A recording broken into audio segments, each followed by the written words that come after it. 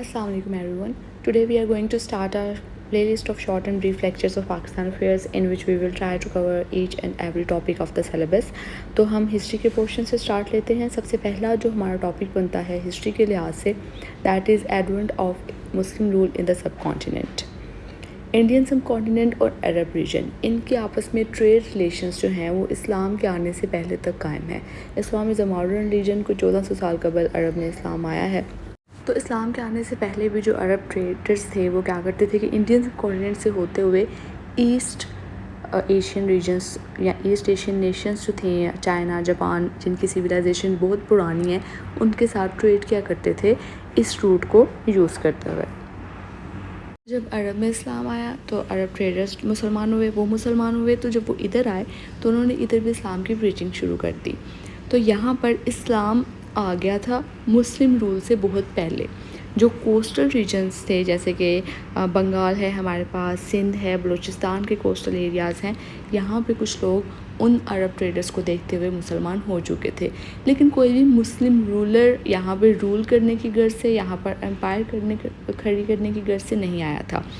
सबसे पहला मुस्लिम रूलर जो जहाँ पे लाके फतह करके गया दैट इज़ मोहम्मद बिन कासिम. ये जो रेड पोर्शन आपको नज़र आ रहा है ये बलूचिस्तान का एरिया है, मकरान. ये उस टाइम पे उमैया सल्तनत के ज़ेर असर था जो कि मुसलमानों की थी. तो उन्होंने अपने ईस्टर्न प्रोविंसेस के लिए हजाज बिन यूसुफ को गवर्नर मुकर्रर कर दिया. हजाज बिन यूसुफ यहाँ पे एज आ गवर्नर इन इलाकों को एडमिनिस्ट्रेट किया करता था. तो सिंध का जो इलाका जो कि मकरान के साथ ही लगता है, इस पर राजा ताहिर की हुकूमत थी. अब राजा ताहिर की हुकूमत के ज़ेर असर क्या होता है कि यहाँ पे कुछ मुस्लिम ट्रेडर्स का काफिला जो कि फोत हो जाते हैं, तो उनकी मोस्टली बीवियाँ और बच्चे, उनको दोबारा वापस अरब जाना पड़ता है. वो कोई 6 शिप्स का ये काफिला होता है जो वापस जा रहा होता है. तो उनको जो बहरी कज़ाक या जिनको आप समंदरी लुटेरे भी कह सकते हैं, वो उनका काफिला लूट लेते हैं और उनको भी कैदी बना लेते हैं. हजाज बिन यूसुफ तक ये खबर पहुंचती है तो वो अपने मुसलमान साथियों को बचाने के लिए राजा ताहिर को पैगाम भेजता है कि आप उन बहरी कज़ाकों को पकड़ें और ना सिर्फ हमारे लोग वापस कर दें बल्कि उनको सजा भी दें. राजा ताहिर बजाय कोई अच्छा डिप्लोमेट आंसर देने के बिल्कुल सीधा सीधा कहता है कि मेरा तो कोई कंट्रोल ही नहीं है उन पे. तो राजा ताहिर को सबक सिखाने के लिए और अपने कैदी जो भाई थे उनको बचाने के लिए हजाज बिन यूसुफ अपने 17 साल ये भतीजे मोहम्मद बिन कासिम को यहाँ पर भेजते हैं, जो ना सिर्फ राजा ताहिर को शिकस्त देते हैं बल्कि सिंध को फतह करते हैं और उसके साथ साथ आगे बढ़ते हैं, मुल्तान को भी फतह करते हैं. लेकिन उसके बाद उनको वापस जाना पड़ता है और वो सिंध और मुल्तान को फतह करके ही वापस चले जाते हैं. लेकिन वापस जाने के बाद वो यहाँ पे उनका एक उमैया सल्तनत आप समझें थोड़ी सी एक्सटेंड तो हुई, लेकिन यहाँ का कंट्रोल फिर भी वहाँ के ज़्यादातर जो इंडिजिनियस पीपल थे उन्हीं के हाथों में था. उसके बाद हमें कोई 200-250 साल के बाद यहाँ पे कोई मुस्लिम रूलर आता दिखाई देता है जो कि है महमूद गजनवी. महमूद गजनवी भी यहाँ पे एक एम्पायर बिल्ड करने की गर्ज से नहीं आया था, बल्कि हुआ ये था कि ये जो रीजन है इंडियन सब कॉन्टिनेंट, जहाँ पे पाकिस्तान के साथ अफगानिस्तान लगता है, अफगानिस्तान में उस टाइम पर एक छोटा सा इलाका था गजनी, जिसके ऊपर गजनी एम्पायर कायम थी. तो उस टाइम पे कोई बॉर्डर रूल्स तो होते नहीं थे. तो इंडियन सब कॉन्टिनेंट के एक राजा जयपाल ने गजनी एम्पायर पे हमला कर दिया और गजनी एम्पायर को भी अपने एम्पायर में शामिल करना चाहा. लेकिन सबुक्तगीन जो कि महमूद गजनवी का बाप है, उसने ना सिर्फ राजा जयपाल को शिकस्त दी बल्कि उसे हर्जाना अदा करने को कहा. राजा जयपाल ने वादा किया कि आप मुझे छोड़ दें, मैं वापस आके आपको अदा कर दूंगा आपकी पेमेंट. जब वो वापस जाता है तो वो ना सिर्फ वादे से मुकरता है बल्कि एक दूसरे हिंदू राजा को साथ मिला के एक बड़ी फौज लेकर दोबारा से सबुक्तगीन पर हमला कर देता है. सबुक्तगीन दोबारा उसे शिकस्त दुचार करता है और उसके कुछ इलाके भी अपने कंट्रोल में ले लेता है. राजा जयपाल शिकस्त खुर्दा होकर दोबारा से वापस आ जाता है. अब सबुक्तगीन की वफात के बाद जब उसका बेटा महमूद गजनवी ताज पर बैठता है तो राजा जयपाल को ये एक सुनहरी मौका दिखाई देता है अपनी शिकस्त का बदला लेने के लिए. वो अब महमूद गजनवी पर हमला कर देता है. महमूद गजनवी को इस हमले की खबर पहले ही हो जाती है और वो हिंदू राजास को क्रश करने के लिए अब انڈین سب کانٹیننٹ پہ حملے کرنے لگ جاتا ہے. کچھ 17 ٹائمز محمود غزنوی نے انویڈ کیا تھا انڈین سب کانٹیننٹ میں، جس میں ایک بہت ہی کامیاب انویژن اکثر ہم نے پڑھی بھی ہے کہ سومناتھ کے مندر پہ جب حملہ کیا تھا تو ایسا ہوا تھا کہ محمود غزنوی نے ہندو راجاز کو ان کے امپائر سے تو باہر نکال دیا، لیکن وہ سارے کے سارے اکٹھے ہو گئے سومناتھ کے مندر میں. سومناتھ کا مندر ایک صرف عبادت گاہ نہیں تھی بلکہ یہ ایک پولیٹیکل سینٹر تھا جہاں پہ یہ اکٹھے ہو کے میٹنگ کیا کرتے تھے، تو اس سینٹر کو کرش کرنا بہت ضروری تھا. اسی لیے محمود غزنوی نے ان پر حملہ کیا اور سومناتھ کے مندر کو تباہ کر دیا. محمود غزنوی نے مینلی جو علاقے فتح کیے تھے وہ لاہور، ملتان، پشاور، پنجاب کے آس پاس کے علاقے تھے. اس کے بعد محمود غزنوی بھی واپس چلا گیا اور اپنی غزنی کو ہی اپنی بیس بنائے رکھا، لیکن اس کے ساتھ ساتھ کنٹرول ان علاقوں پر ہی رہا. اب اگر ہم دیکھیں تو محمد بن قاسم نے سندھ فتح کیا تھا، محمود غزنوی نے پنجاب. پورے انڈین سب کانٹیننٹ پہ ابھی تک کسی کی حکومت قائم نہیں ہوئی. تو انڈین سب کانٹیننٹ پہ حکومت کرنے کا سہرا اور یہاں پہ امپائر بلڈ کرنے کا سہرا جاتا ہے شہاب الدین غوری کے سر. غوریز ایکچولی میں غزنی کے دشمن تھے، محمود غزنوی لوگوں کے. تو غوریز نے غزنی کی امپائر کو ان کے امپائر پہ قبضہ کرنے کے لیے جہاں جہاں پہ ان کے علاقے تھے وہاں پہ قبضے کرنا شروع کر دیے. یہاں پر انڈین سب کانٹیننٹ میں بھی وہ غزنیز کو شکست دینے کی غرض سے آئے تھے. شہاب الدین غوری کے بڑے بھائی غیاث الدین غوری نے یہاں پر غزنی امپائر کے جو علاقے تھے ان پہ قبضہ کیا اور اپنے بھائی شہاب الدین غوری کو یہاں کو گورنر بنا کے واپس وہ اپنے امپائر میں چلا گیا. اور اس کا مین مقصد یہ تھا کہ وہ جو ایسٹرن سٹیٹس ہیں جن کو آج کل ہم لوگ سینٹرل ایشین سٹیٹس کہتے ہیں وہاں پر قبضہ کر سکے. یہاں پہ شہاب الدین غوری نے ایک بڑی امپائر قائم کی. غزنی امپائر کے علاقوں کے ساتھ ساتھ اس نے ایک علاقہ فتح کیا بتھنڈا. بتھنڈا واز ایکچولی یہ چوہانس کی ملکیت تھی جو کہ ہندو راجا تھا. تو جب وہ واپس چلا گیا تو اس نے ہندو راجا نے دوبارہ سے وہاں پر دوسرے ہندو راجاز کو ساتھ ملا کے بتھنڈا کو دوبارہ سے اپنے قبضے میں لے لیا. شہاب الدین غوری واپس آتا ہے اور نہ صرف بتھنڈا واپس لیتا ہے بلکہ اب وہ ہندو راجاز کو کرش کرنے کے لیے ان کے علاقوں کو بھی اپنے قبضے میں لینا شروع کر دیتا ہے. اور اسی نے پرتھوی راج کو بھی ختم کر دیا تھا جو کہ ہندوؤں کا ایک بہت ہی اسٹرانگ ایڈمنسٹریٹو حکومت تھی. شہاب الدین غوری بیسیکلی اس کے پاس جو فوج تھی وہ اتنی اسٹرانگ اس لیے تھی کیونکہ اس کے پاس ایک بہت ہی اعلیٰ عہدے دار والی ایک فوج تھی جس میں وہ موسٹلی غلاموں کو بھرتی کیا کرتا تھا. اس کی عادت تھی کہ کوئی بھی ٹیلنٹڈ سلیو جو تھا اس کو وہ خرید لیتا تھا، اس کو اپنے بچوں کی طرح پالتا تھا کیونکہ شہاب الدین غوری کی کوئی اولاد نہیں تھی. چونکہ ان غلاموں کا بھی اس دنیا میں کوئی نہیں تھا تو وہ اس کے ساتھ بہت ہی زیادہ لائل رہتے تھے. تو انہیں غلاموں کو وہ اعلیٰ عہدے دیتا تھا اور اپنی فوج میں ایز اے کمانڈر بھی بھرتی کیا کرتا تھا. شہاب الدین غوری کی وفات کے بعد چونکہ اس کی کوئی اولاد نہیں تھی تو اٹ واز آبویس کہ اس کے جو غلام انہی میں سے کوئی آگے تخت پر براجمان ہوگا اور ایسا ہی ہوتا ہے. اس کے بعد اس کے غلام جو ہوتے ہیں وہی اس کی بلڈ کردہ امپائر پر حکومت کرتے ہیں. ان میں سب سے پہلے جو آتا ہے وہ ہے قطب الدین ایبک. شہاب الدین غوری نے کیا کیا تھا کہ اس نے جب یہاں پہ علاقے فتح کیے تو کچھ علاقوں کو کے گورنرز جو تھے اپنے غلاموں کو بنایا تھا. قطب الدین ایبک وہ سلیب تھا جس نے دلی کو فتح کیا تھا اور وہ دلی کا گورنر تھا. سملرلی بختیار خلجی ایک ایسا غلام تھا جس نے بنگال کو فتح کیا تھا تو اس کو بنگال کا گورنر بنا دیا. تو شہاب الدین غوری کی وفات کے بعد ایک اجلاس بلایا جاتا ہے جس میں ایک فیصلہ ہوتا ہے کہ قطب الدین ایبک کو اب سلطان بنا دیا جائے. قطب الدین ایبک سلطان بن جاتا ہے. کوئی 4 سال وہ حکومت کرتا ہے کیونکہ 1206 میں غوری کی وفات ہوتی ہے اور تب اس کو سلطان بنایا جاتا ہے، لیکن 1210 میں ہی قطب الدین ایبک کی بھی وفات ہو جاتی ہے.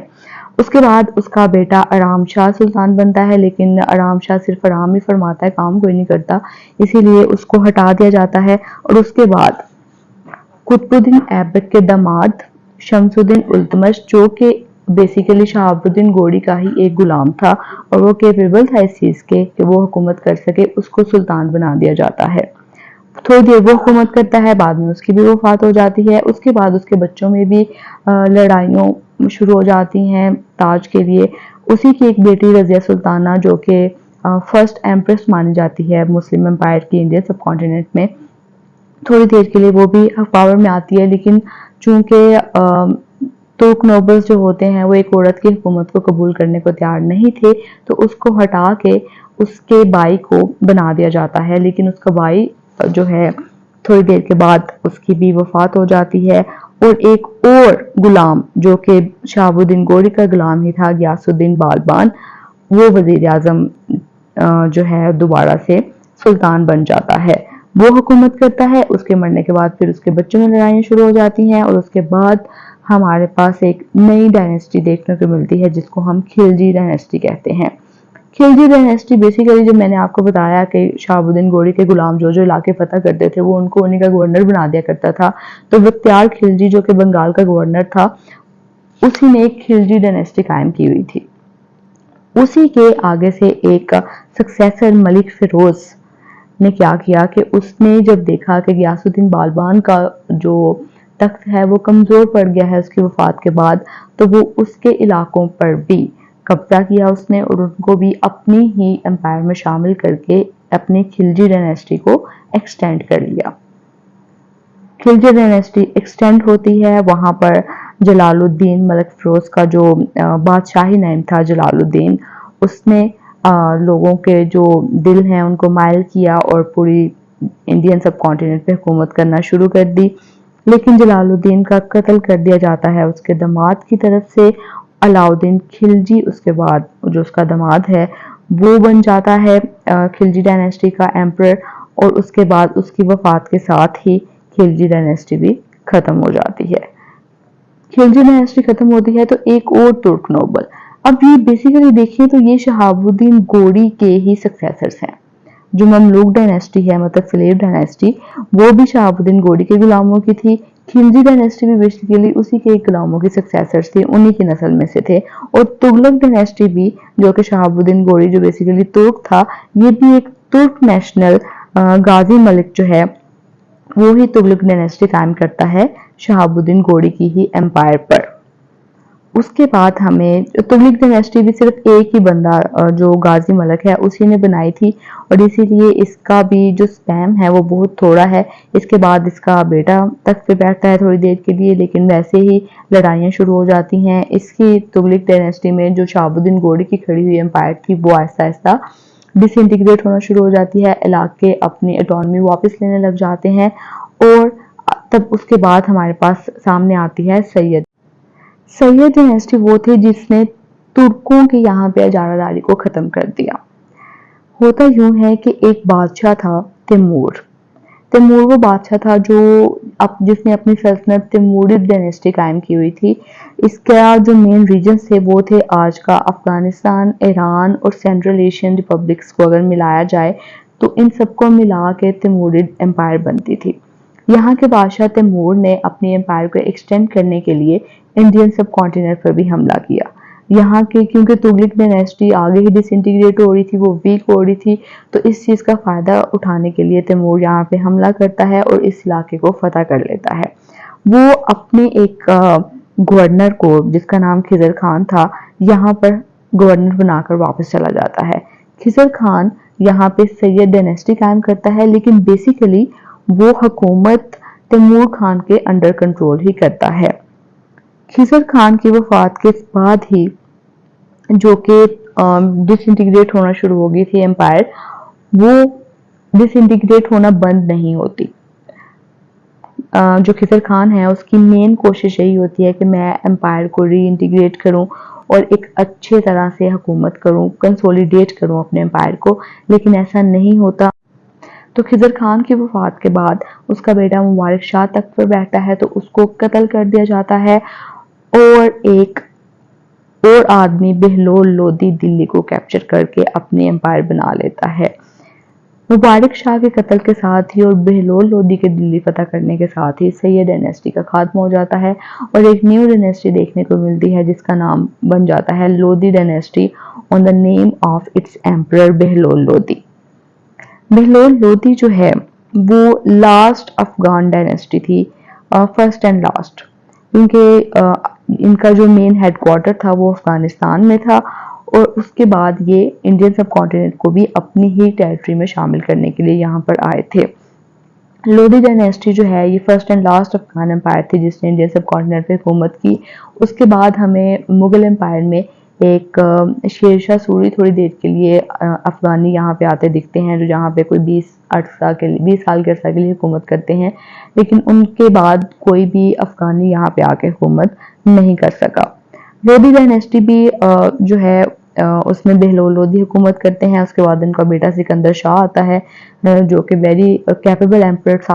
وہ یہاں پہ ایک اسٹرانگ ایڈمنسٹریٹو پاور کے ساتھ ایک اچھی امپائر بلڈ کرتا ہے اور یہاں پر حکومت کرتا ہے، لیکن اس کی وفات کے ساتھ ہی 1516 میں اس کی وفات ہوتی ہے، اور ساتھ ہی اس کے بیٹوں میں خانہ جنگی سٹارٹ ہو جاتی ہے تخت کے لیے، اور 10 سال کی اس خانہ جنگی کے بعد لودھی ڈائنیسٹی کا بھی اینڈ ہو جاتا ہے، اور یہاں پر مغل امپائر آ جاتی ہے ظہیر الدین بابر کے آنے کے ساتھ ہی۔ ظہیر الدین بابر جو کہ بیسیکلی جب ہم نے سید ڈائنیسٹی پڑھی تو تیمور کا ذکر کیا تھا ہم نے، بادشاہ تیمور کا، تو تیمور کی نسل سے ہی ظہیر الدین بابر کا تعلق تھا۔ اب ظہیر الدین بابر کے آس پاس جو ہمارے پاس سینٹرل ایشین ریپبلکس تھی، وہاں پہ ازبک کی بڑی اسٹرانگ حکومت تھی، ایران میں صفویت ڈائنیسٹی تھی جو کہ بہت اسٹرانگ تھی، تو ظہیر الدین بابر کو انڈین سب کانٹیننٹ ہی ملتا ہے، کیونکہ یہاں پر لودھی ڈائنیسٹی کے اندر خانہ جنگی سٹارٹ ہو چکی تھی، تو اس کو یہ سنہری موقع ملتا ہے یہاں پر اپنی امپائر بلڈ کرنے کے لیے۔ ظہیر الدین بابر یہاں پر آتا ہے اور یہاں پہ بہت سے علاقوں کو فتح کرتا ہے اور یہاں پر مغل امپائر قائم کرتا ہے۔